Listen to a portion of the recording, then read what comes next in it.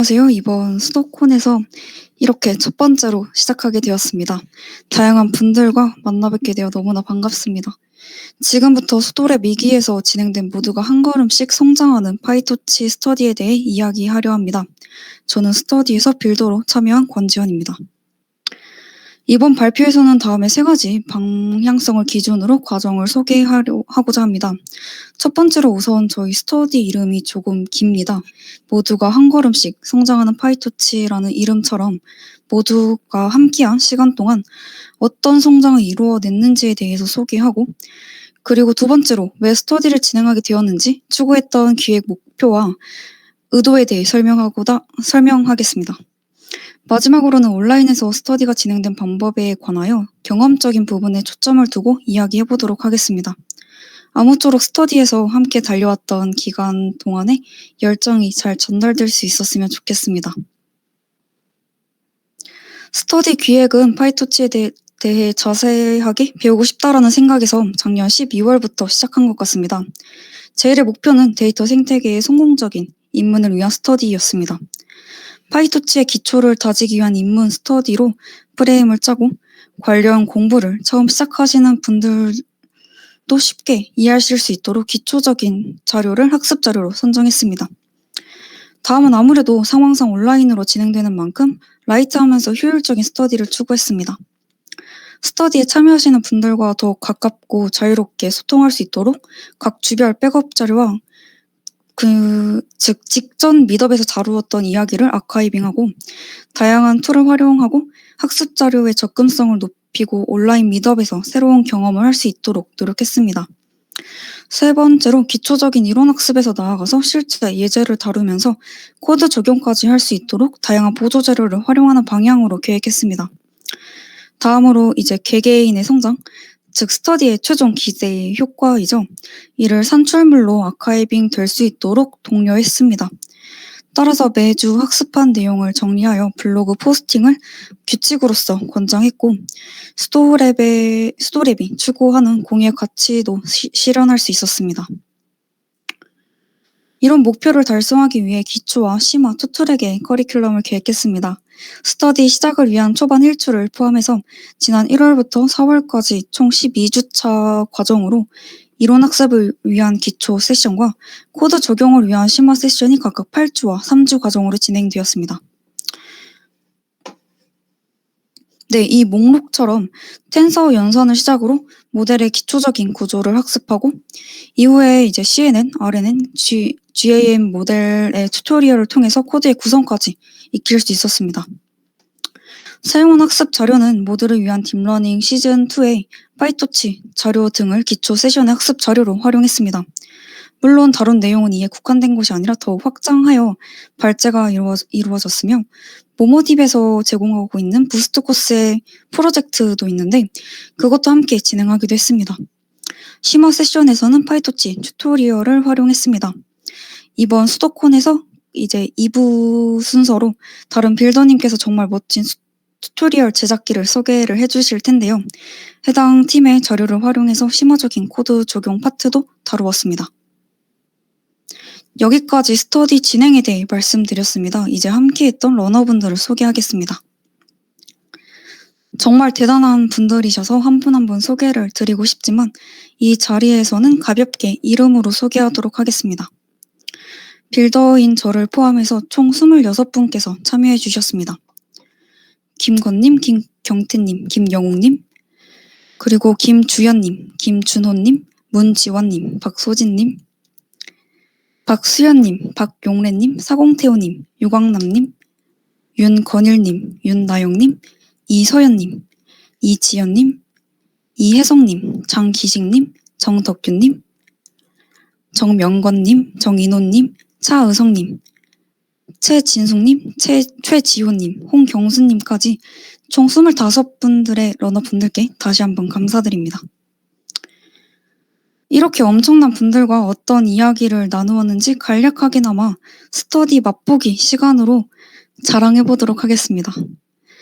우선 임팩트 있는 숫자들로 전반적인 스터디 내용을 요약하겠습니다. 소개해드린 총 26분의 스터디원 분들과 총 12번의 토요일 저녁을 함께 했는데요. 총 16시간 24분, 984분간 온라인 미팅을 진행하였고 8주차 때 109분 동안 회의를 진행해서 가장 길었던 회의 시간을 기록했습니다. 이에 비해 4주차 때에는 43분 동안 진행해서 가장 컴팩트했던 회의를 기록했습니다. 스터디 참석률은 87% 전후이고 공지 메일과 스터디 백업 자료를 공유하기 위해 주고받았던 메일 수는 총 1011개입니다. 엄청나죠? 사용했던 툴은 다음과 같습니다. 우선 주 소통 창구로 슬랙을 사용하였고 메일 발송은 뉴스레터 제작 툴이었던 스티비를 활용했습니다. 이 뉴스레터 제작 툴을 사용하니까 좀 깔끔하게 디자인할 수 있어서 확실히 전달력이 높더라고요. 또한 스터디 백업 자료를 공유할 때 상당히 유용했습니다. 네. 온라인 미팅을 위해서는 구글 밑과 지금 저희가 사용하고 있는 게더타운도 사용했습니다. 블로깅은 러너분들의 취향에 따라 다양한 툴을 경험할 수 있었으며 아카이빙을 위해서는 드롭박스와 유튜브 그리고 주피터북도 사용했습니다.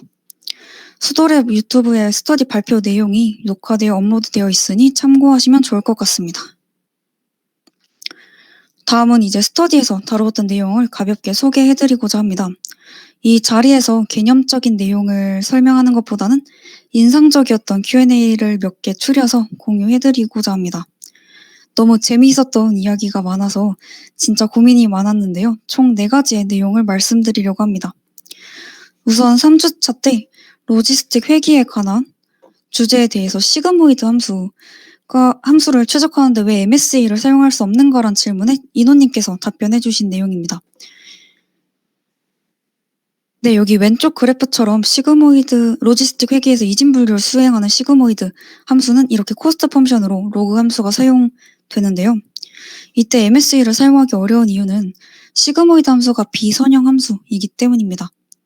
로지스틱 회계에서 MSA를 사용한 경우 가중치와 코스트 펑션은 지금 보시는 이 그래프처럼 나타내는데 극소값이 여러 개로 산출되고 있습니다.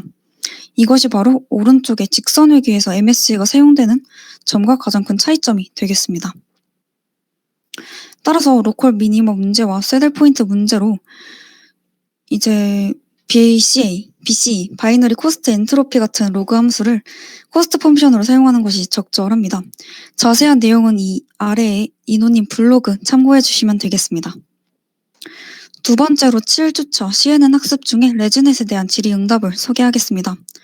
우선 레즈넷을 가볍게 설명하자면 네트워크가 딥할수록 학습하기 어렵다는 문제, 즉 디그레이션 문제를 해결하기 위해서 잔차 학습을 제안한 모델입니다. 기존의 레이어끼리 단순히 적합시키는 것보다 잔차를 학습시키는 것이 최적화 측면에서 유리하므로 아이덴티티 쇼트컷, 지금 여기 보시는 스트럭처처럼 인풋 데이터를 아웃풋 데이터에 더함으로써 기존 매핑되어야 하는 값에 근사시키는 방법이라고 이해하시면 될 것 같습니다. 자기 자신을 더하는 간단한 연산을 사용해서 기존의 복잡도는 유지시키되 학습 속도가 조금 빠르다는 장점이 있습니다. 이때 레즈넷 34와 개선된 방식의 레즈넷 50의 구조적 차이에 대한 질문이 있었습니다. 이 스트럭처처럼 레이어 구조가 조금 생소했는데 아래 링크된 논문에서 답을 찾을 수 있었습니다. 레즈넷 50에선 이처럼 1곱하기1 레이어가 더해지는 방식이 보틀넥 구조, 병목 구조라고 합니다. 이 구조가 아까 소개한 아이덴티티 쇼트컷 방식을 레이어에 구현한 것으로 프로젝션 쇼트컷 방식이 되겠습니다.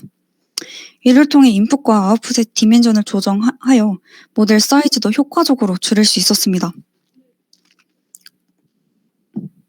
이 질의응답에서 발전해서 레즈넷을 100번으로 사용하는 레티나넷에서는 어떻게 적용될지 궁금했습니다.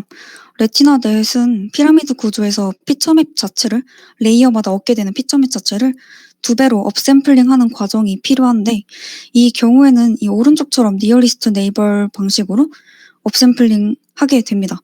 이 경우에도 이제 1곱하기1 레이어가 사용되는데요. 이 역시 내 파라미터 개수를 줄여서 효율성을 높일 수 있었습니다. 이러한 흐름처럼 레이어의 디멘전을 조정하여 다양한 효과를 얻을 수 있다는 것을 다룰 수 있었습니다. 10주차 CNN 튜토리얼에서는 프리트레인 모델에서 파인 튜닝할 때 옵티마이저 효과를 비교한 실험을 인호님께서 공유해 주셨습니다. 오른쪽 사진은 잘 보이실지 모르겠지만 이렇게 이제 CNN 튜토리얼에서 옵티마이저를 아담으로 변경하였을 때 로스가 전혀 줄지 않는 현상이 관측된 텐서보드입니다. 물론 파인 튜닝에서는 왼쪽 글처럼 비교적 안정성 있는 옵티마이저를 사용하는 것이 통상적이지만 배치 사이즈와 러닝 레이트를 조정하면 아담도 사용할 수 있지 않을까라는 의문에서 실험이 진행되었습니다. 저는 이 현상이 단순히 러닝 레이트가 커서 발생하는 문제라고 생각했는데 생각보다 배치 사이즈와 연관이 깊다는 인사이트도 얻을 수 있었습니다. 가설 세팅부터 자세한 결과는 아래 출처 인호님 블로그에서 확인하시면 되며 저는 간단하게 결과만 소개하도록 하겠습니다. 이 보시는 두 가지 그래프로 아담 옵티마이저 역시 좋은 성능을 낼 수 있으며 이때 배치 사이즈에 큰 영향을 받는다는 결과를 얻을 수 있었습니다. 이 외에도 다양한 인사이트를 공유해 주셨는데요. 정말 인상적이라서 소개하고 싶었습니다. 좋은 글 작성해 주신 인호님께 다시 한번 감사드립니다.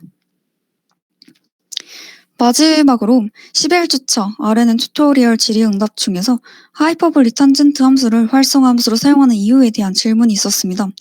이는 경사 소실 문제와 관련이 깊습니다. 이 문제는 시그모이드 활성화 함수가 미분 최대치, 즉 기울기가 1보다 작은 값이므로 레이어가 겹겹이 쌓여버리면서 중간 연산에 기울기가 0이 돼버리는 경사가 소실되는 문제가 발생합니다. 이를 해결하기 위해서 은닉층에서 시그모이드가 아닌 다른 활성화 함수가 사용하는 방식이 제한이 되는데요. 이때 제한된 것 중 하나가 하이퍼블릭 탄젠트 함수입니다. 이 그래프에서 보실 수 있듯이 시그모이드 함수와 비슷하게 생겼지만 범위를 비교하면 -1부터 1 사이의 값을 갖는다는 것이 차이점입니다. 오른쪽 그래프에서 경사 계산을 위한 도함수, 미분의 최대값을 비교하면 하이퍼블릭 탄젠트 함수가 훨씬 큰 값을 갖고 있어서 경사가 소실되기 어렵습니다. 이처럼 하이퍼블릭 탄젠트 함수를 대체 활성화 함수를 사용함으로써 경사 소실 문제를 해결할 수 있습니다. 장기식님께서 블로그 포스팅으로 미분 과정을 하나씩 수식으로 풀어주셨는데요. 아래 링크로 자세한 내용을 확인하실 수 있습니다. 좋은 자료 공유해주신 기식님께 다시 한번 감사드립니다. 이 외에도 다양한 질의응답이 있었는데 지금은 맛보기 시간이니까 여기까지 소개해드리도록 하겠습니다. 다음은 스터디 회고입니다. 러너분들의 스터디 회고를 요약 발췌하여 가져왔습니다. 좋은 말씀 많이 해주셨는데 가장 많이 나온 키워드가 바로 열정과 자극 그리고 활발한 피드백이었습니다. 러너분들의 열정으로 기대한 것 이상의 성과를 거둔 것 같아 보람찼던 시간이었습니다. 이제 저도 스터디에서 목표로 했었던 것 이상을 얻어갈 수 있었습니다. 수더랩 외에도 이전에 관련 스터디를 참여해보면서 좀 더 효과적인 스터디 모델을 제시하고자 하는 욕심이 있었습니다. 또한 온라인 커뮤니케이션을 효과적으로 하는 방법을 공부하고 싶어서 이렇게 마련된 새로운 인력풀을 바탕으로 장기적인 목표를 만들어서 네트워킹을 기획하고 싶었는데 이 부분은 언제나 고민하고 있습니다. 이러한 고민을 바탕으로 온라인 스터디 진행에 있어서 지극히 경험에 기초하여 공유드리고 싶은 사항이 있었습니다. 온라인의 단점은 극명한 것 같습니다. 시간의 구애가 적다라는 장점을 최대한 활용하면서 온라인으로 국한된 밋업의 한계를 넘기 위해서 다양한 툴을 사용하는 것을 제안하고 싶습니다. 이렇게 궤도타운도 한 가지 방법이 될 수 있겠죠. 이 외에도 물론 중구난방식이었지만 여러 툴을 체험해보는 것이 색다른 경험이었습니다. 또한 구성원 간의 모호한 거리감을 이용하는 것도 좋은 방법이 될 수 있다고 생각합니다. 저는 이제 온라인에서만 만나뵌 분들을 실례일 수도 있겠지만 온라인 유령 분들이라고 하는데 아무리 자기소개를 해도 대면하는 관계 이상의 친밀도를 쌓는 것은 어려웠습니다. 이러한 거리감이 사실 모호하더라고요. 원활한 소통에 있어서 약간 차단물이 되기도 합니다. 이를 극복하기 위해서는 이제 저를 포함한 모든 온라인 유령 분들이 눈치 보지 않고 이제 티키타카 한다고 하죠. 즉각적인 피드백이 오고 갈 수 있도록 라이트한 분위기를 조성하는 것도 효과적인 방법이라고 생각합니다. 물론 언제나 친밀도는 아쉬웠지만 같은 주제를 바탕으로 뭉쳐서 효과적인 의사소통이 가능해졌습니다. 이제 상대가 누구인지 몰라도 다시 말해서 이제 누구인지 모르기에 편하게 소통할 수 있는 분위기도 필요하지 않을까 싶습니다. 다음은 성공적인 스터디의 요소에 대해서 말이 조금 과했는데 일단 제가 너무 즐거웠기에 나름의 성공이라고 붙이겠습니다. 라이트한 분위기 속에서 발제의 퀄리티를 유지하는 것이 필요합니다. 러너분들의 발제 자료가 정말 상당한 퀄리티를 자랑했는데 아마 발제에 대한 질의 수준 역시 높았기에 러너분들께서 수고해주신 덕분이 아닐까 싶습니다. 또한 스터디의 장벽을 최대한 낮추기 위해서 학습 자료의 접근성을 높이고 이전 미덥 자료를 확인할 수 있도록 백업 자료를 갖추었는데 예상보다 다들 만족해 주셔서 좋은 효과를 얻을 수 있었습니다. 이제 아래 수치는 가장 최근에 스터디 백업 자료를 담은 메일을 발송했을 때 오픈한 수치인데 이처럼 매번 상당한 높은 오픈율을 매번 기록했습니다. 아쉽게 놓친 부분도 리뷰할 수 있도록 학습 요인을 제공하는 것도 효과적인 전략임을 이렇게 경험했기에 이 역시 공유드리고 싶었습니다. 마지막으로 추후 진행 계획을 안내드리겠습니다. 스터디 자료는 주피터북 형태로 아카이빙되어 배포됩니다. 공개 시점은 아직 미정이지만 5월 말을 목표로 정리하고 있습니다. 파이토치로 딥러닝을 접하시는 분들께 좋은 학습 자료가 될 수 있도록 준비하겠습니다. 지금까지 모두가 한 걸음씩 성장하는 파이토치 스터디였습니다. 12번의 토요일을 열심히 달려와 주신 러너분들과 특히 좋은 학습 자료를 제공해 주신 튜토리얼 팀과 또한 이제 스토랩 운영진을 포함한 모든 구성원 분들께 감사드리며 이상 마치겠습니다. 함께 해주셔서 감사합니다.